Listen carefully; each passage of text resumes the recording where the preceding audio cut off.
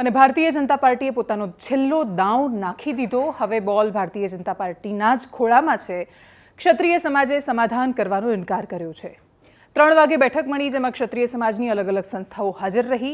કોને બોલાવ્યા, કોને ન બોલાવ્યા, એ બધાના વિવાદની વચ્ચે ભારતીય જનતા પાર્ટીના અનેક દિગ્ગજ નેતાઓ, જેમાં ભૂપેન્દ્રસિંહ ચુડાસમાથી માંડીને બાકીના નેતાઓનો સમાવેશ થાય છે, એ લોકો ક્ષત્રિય સમાજના એ ભવન પર પહોંચ્યા હતા। સંસ્થાઓ સાથે મુલાકાત કરીને પત્રકાર પરિષદમાં આખરે નિર્ણય કરવામાં આવ્યો છે કે સમાધાન સ્વીકાર્ય નથી।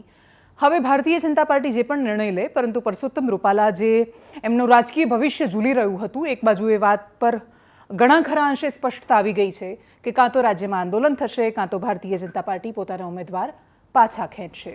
પત્રકાર પરિષદમાં શું વાત સામે આવી, સાંભળીએ।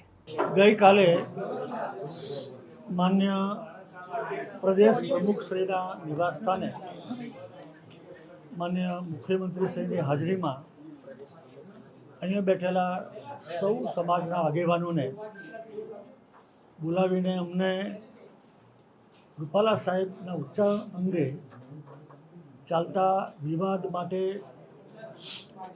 ક્ષત્રિય સમાજની સંકલન સમિતિ સાથે બેઠક કરવા માટે જણાવ્યું હતું।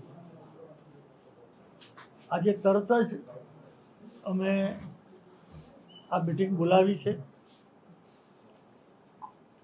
સંકલન સમિતિની કોર કમિટી આજે હાજર હતી। અમારામાં અહીં બેઠેલા બધા જ આગેવાનો પણ અહીંયા મિટિંગમાં હાજર હતા।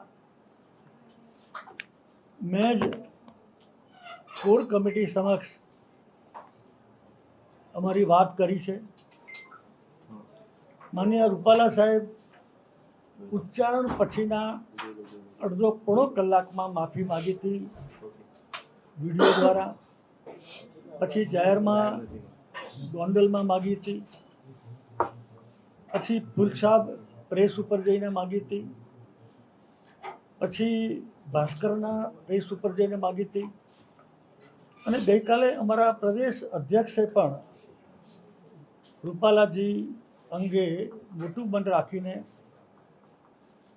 માફ કરી દેવા માટે પ્રદેશ અધ્યક્ષે પણ વિનંતી કરી હતી। મેં આ જ વાત અમારા સૌના વચ્ચે એક કોર કમિટી સમક્ષ રજૂ કરી।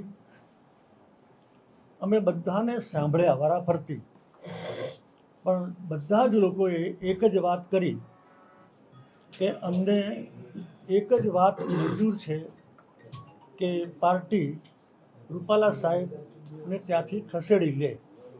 આ સિવાય અમને એક પણ વાત મંજૂર નથી।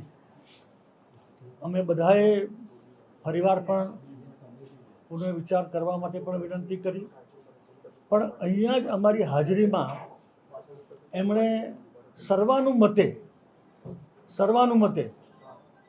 અમને એ જણાવ્યું કે અમને તમે જે વાત લઈને પુરુષોત્તમભાઈને માફી આપવાની વાત લઈને આવ્યા છો, એ વાત અમને મંજૂર નથી।